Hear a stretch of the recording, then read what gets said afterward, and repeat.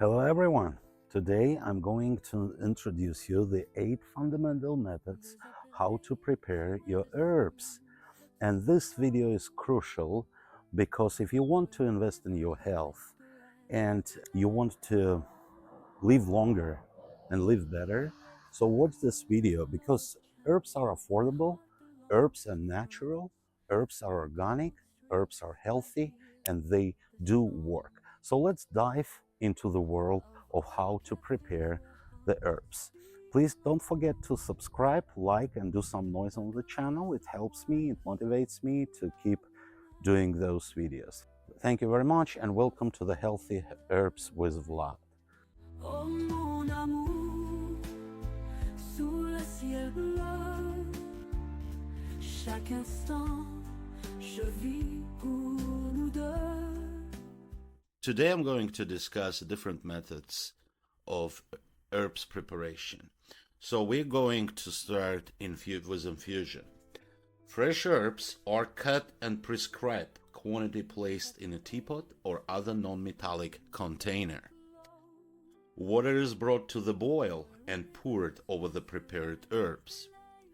Fresh herbs are steeped for a very short time. Only half a minute will suffice.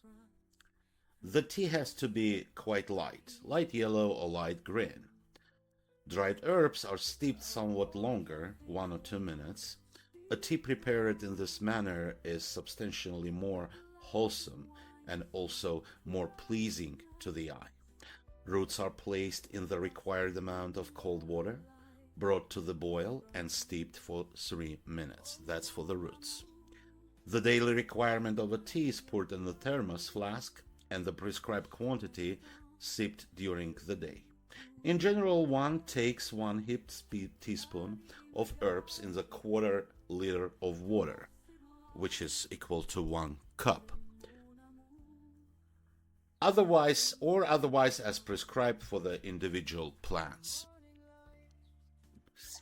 Cold diffusion. Some herbs like mallow, mistletoe, or calamus should not have boiling water poured over them, as their healing power is lost through the influence of heat, just like a heating power is destroying vitamin C when you squeeze a lemon inside a hot tea. A tea from these herbs is obtained by cold infusions. The prescribed quantity of the respective plants is steeped in cold water 8 to 12 hours, but mostly overnight, then warmed to drinking temperature only, and the daily requirement kept in the thermos flask. Rinse beforehand with the hot water. Of course, prepare your thermos flask to be clean and germ-free. A cold infusion mixed with a hot infusion provides a means of extracting the most of value from medicinal plants. The herbs are steeped overnight with half of the prescribed amount of water and strained in the morning. The other half of the prescribed amount of water is brought to the boil, poured over the herb residue, and strained again. Cold and hot infusion are now mixed. The active substances, which are soluble either only in cold or only in hot water, are obtained in this way. The next method, which I consider the most powerful, is tinctures, also called essences.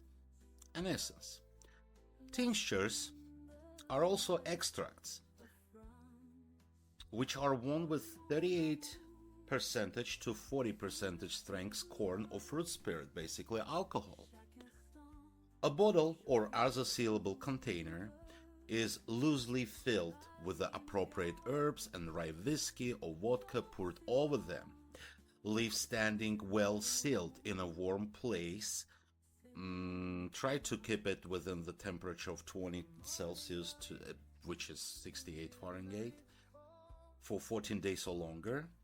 Shake frequently, then strain and squeeze out the residue. Tinctures are taken internally as drops diluted with herb tea or applied externally as compresses or massages. And those essences I consider the most powerful extracts. because alcohol increases the strength of those vitamins and ingredients and healing power. Fresh juices. Yes, you can do fresh daily juices with herbs. Fresh juices of herbs are suitable for taking internally in a drop form or for dabbing on affected parts of the body. They are made fresh daily, poured into small bottles and well sealed. If you store them in the refrigerator, you can keep them for several months. Plant pulp. Stems and leaves are crushed to a pulp on a wooden board with a wooden rolling pin. Spread on a piece of liner. Place on an affected part of the body. Bind with the clothes and keep warm. The poultice can remain on overnight. Now let's talk about herb poultices. In a pot, bring water to the boil.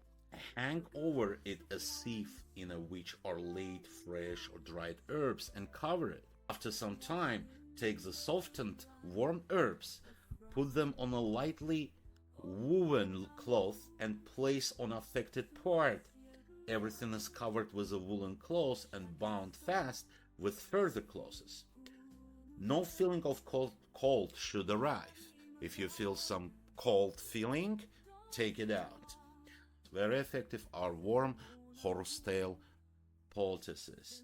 Warm poultices are left on for 2 hours or overnight. If you feel uncomfortable keeping it overnight, keep it for 2 hours for several days. Let's move to the ointments and oils. 2 heaped double handful of herbs are finely chopped. 50 milligrams of lard are heated as if for frying schnitzel. The herbs are stirred into this hot fat, allowed to crackle briefly, stirred around. The pan is removed from the hot plate, covered and cooled overnight. The next day, the whole is warmed lightly, filtered through a linen cloth, and the still warm ointment poured into previously prepared glass jars or ointment pots. Oils are prepared as follows.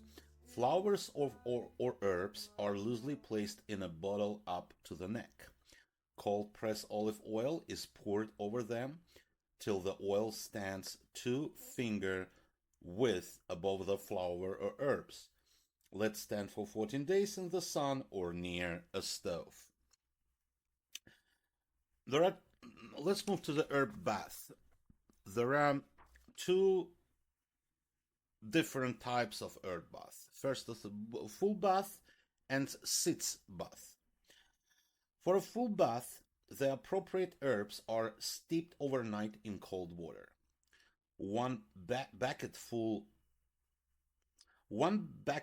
6 to 8 liters of fresh herbs or 200 milligrams of dried herbs is needed for a bath.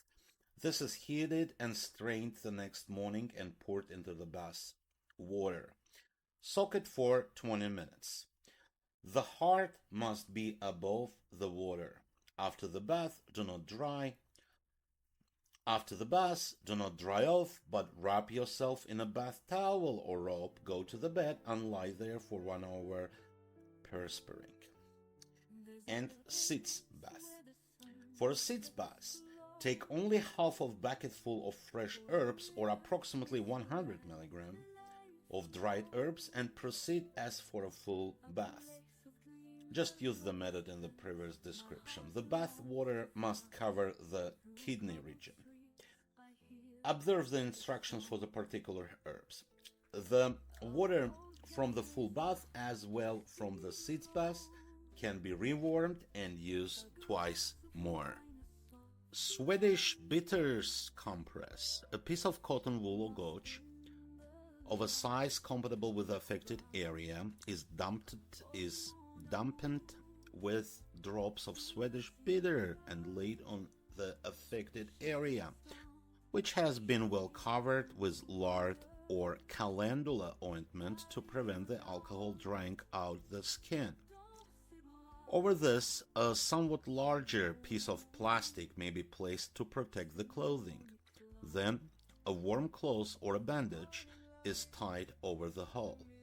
The compress is left to take effect for 2 to 4 hours, depending on the illness and tolerance. If the patient can tolerate it, the compress can remain on overnight. After removal of the compress, the skin is powdered. Should sensitive people develop skin irritations, the compress must be applied for a shorter period or discontinued for a while. People who are allergic to plastic may dispense with it and only use the cloth. In no case should one forget to grease the skin before applying the compress. Should itching occur, use calendula ointment. With these compresses, is it not necessary to lie in bed for? If the area is well bandaged, one can sit or move around the house. Sous le ciel bleu, chaque instant, je vis pour